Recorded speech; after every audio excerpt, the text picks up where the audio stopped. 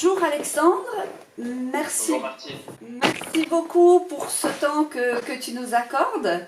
Nos actions respectives entre la fabrique de Spinoza que tu as créée en 2011 et puis la fondation du bénévolat et ce sujet qui est l'intelligence artificielle.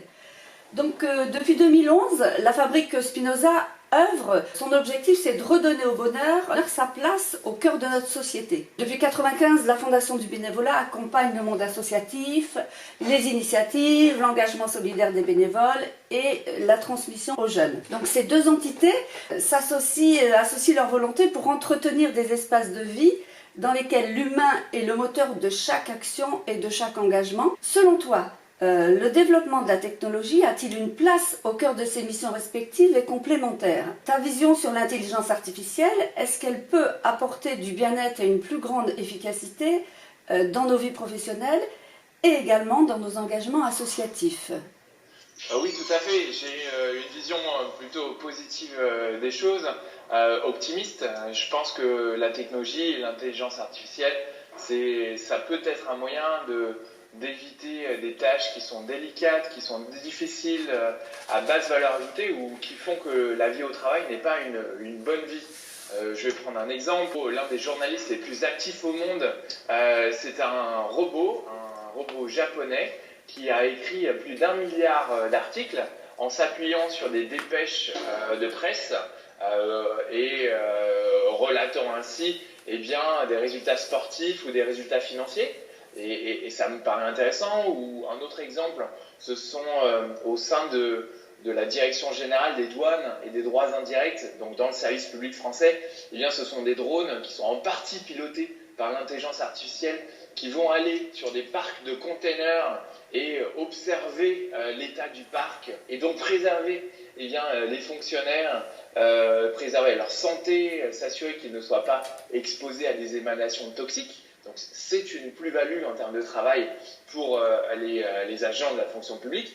Ou alors un dernier exemple, c'est au château de Versailles, les touristes qui envoient des messages après une visite voient une intelligence artificielle leur répondre, analyser leurs émotions et donc permettre à des agents de dire attention, là, d'après les mots utilisés par les visiteurs, on sent qu'il y a de la colère, on sent qu'il y a de la frustration, et donc la réponse se fait plus vite par des agents du ministère de la Culture.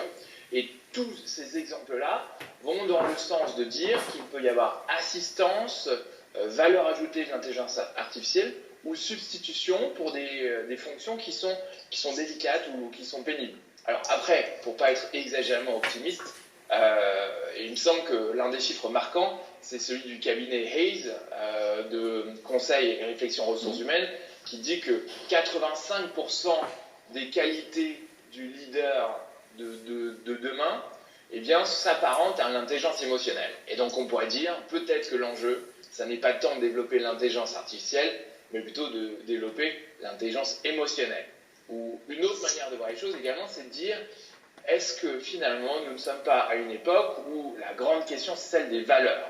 Et donc si on pose la question des valeurs, l'intention de l'intelligence artificielle, comment la programmons-nous? Quel est son maître? Et donc si on programme nos intelligences artificielles d'une manière à redonner de la place aux valeurs, alors je pense que oui, elles auront une belle contribution dans notre existence, y compris au travail. Après, encore une autre manière de voir les choses, peut-être une troisième manière, c'est de se dire, est-ce que ces intelligences artificielles nous permettront de créer du sens ou pas? Est-ce qu'elles permettront que les décisions qui sont prises aillent dans une génération de plus de profit ou dans une plus grande cohésion de l'organisation ou à servir à la raison d'être? Encore une fois, on interroge la manière dont elle est programmée. Et puis peut-être une dernière chose, un dernier élément, un quatrième qui me tient à cœur, lorsque je préparais cette interview, c'est la question de l'empathie. Le monde du travail est un lieu qui est parfois difficile, où nos besoins premiers sont ceux de reconnaissance, de lien social, d'empathie. Et là, on peut poser la question, est-ce que l'intelligence artificielle sera au service ou non de cela? Et je vais prendre un exemple très concret, c'est l'agence régionale pour l'amélioration des conditions de travail de Normandie, qui dit, nous avons effectué un test pour savoir quel était le meilleur moyen eh bien, de décider des plannings pour des caissiers et des caissières dans des supermarchés. Et ils ont essayé 3 techniques. La première, c'est de demander à un manager de faire le choix au vu des contraintes de vie des collaborateurs. Deuxième technologie, ils ont utilisé une intelligence artificielle. On rentre l'ensemble des contraintes légales, le droit du travail, les contraintes de vie, et l'intelligence artificielle propose un planning optimal. Et enfin, on demande aux collaborateurs d'échanger entre eux pour trouver le meilleur planning. On s'aperçoit que le pire satisfaction générée, c'est l'intelligence artificielle, parce qu'il y a un côté qui est arbitraire, même si c'est parfait, c'est arbitraire. En revanche, lorsque les collaborateurs échangent, le planning auquel ils aboutissent est le planning qui donne la plus grande satisfaction, parce que peut se manifester de l'empathie. Et donc, ça boucle sur mon point préliminaire. Peut-on imaginer une cohabitation entre intelligence artificielle et intelligence empathique ou intelligence émotionnelle? Merci beaucoup pour ce premier retour. La Fabrique Spinoza et la Fondation du Bénévolat souhaitent mener une réflexion commune sur une sensibilisation et des actions qui vont être destinées à accompagner une bascule de conscience pour mobiliser ou adapter la mobilisation de chacun à notre relation à la nature, à l'environnement, au vivant. Le sujet fort actuellement est vraiment au cœur de toutes les préoccupations. Est-ce que l'intelligence artificielle est compatible avec ce projet? Est-ce que la connexion ou la reconnexion, notre capital environnemental, est conciliable avec ces outils technologiques? Je trouve que cette question elle est importante parce que ce sont des écologues qui parlent d'extinction, d'expérience de la nature. Donc ils nous rappellent à quel point la nature s'éloigne de nous, où elle revient de manière criante et brutale comme avec le coronavirus. Mais sinon, un chiffre est édifiant à cet égard.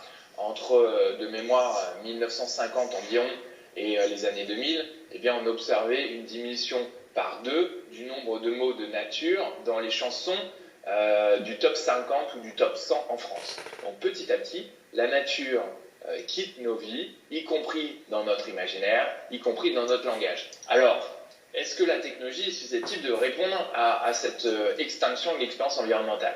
J'ai d'abord envie de dire non. Non, parce que ce qu'il nous faut, c'est un contact plus direct et plus respectueux. Donc c'est difficile de concilier une relation juste, une relation consciente à notre environnement. Donc rien ne vaudra une capacité à habiter différemment un lieu, à faire une balade dans une forêt et ouvrir sa conscience pour tisser un lien différent avec cette nature. Et pour autant, on voit apparaître des applications ou des dispositifs de réalité virtuelle qui permettent pour des citadins de construire un lien avec la nature, une immersion totale avec des lunettes, un casque qui permet d'être comme si on était dans la nature. Et là, j'ai envie de dire pourquoi pas, parce que la science de l'amour de la nature, qui s'appelle la biophilie, nous enseigne que notre cerveau ne fait pas forcément la différence entre la nature réelle et la nature imitée. Si dans un bureau, nous avons des formes qui sont biophiliques, des formes complexes, des formes fractales qui rappellent la nature, alors c'est déjà une plus-value en termes d'épanouissement pour l'être humain.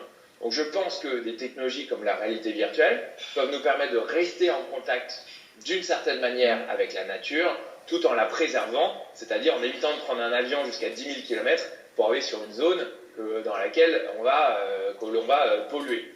Puis peut-être une dernière idée pour être optimiste, même si cette question vraiment Martine elle est difficile, c'est de se dire que la technologie, les algorithmes, l'intelligence artificielle peuvent être des moyens de nous apprendre à développer notre esprit.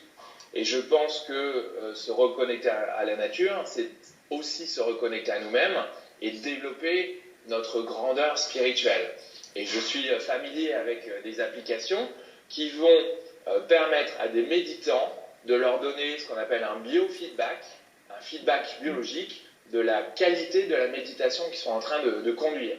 En d'autres termes, imaginez quelqu'un en train de méditer dans la nature et qui essaie de trouver une relation belle, juste et profonde avec celle-ci, et à qui une application dirait « Attention, la manière dont tu développes ton esprit maintenant n'est pas dans la reliance et donne un feedback via un téléphone ou autre. Et donc je pense que ces technologies sont des voies possibles pour nous reconnecter à la nature, mais à nouveau, pourvu que l'intention première soit juste, pourvu que l'intention première soit nous apprendre à développer de l'amour, de l'empathie et de la reliance avec tout ce qui est vivant, la nature et l'être humain y compris.